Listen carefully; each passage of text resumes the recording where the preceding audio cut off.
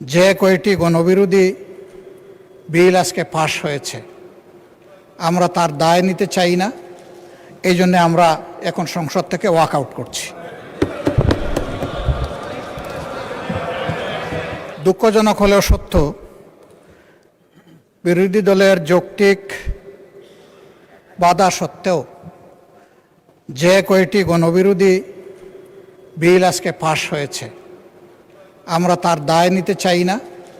এই জন্য আমরা এখন সংসদ থেকে ওয়াক আউট করছি।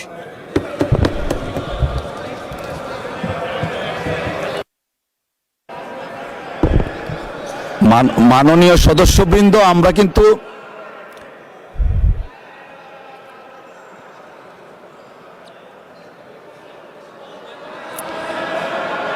যাচ্ছেন না, আপনারা আসছেন।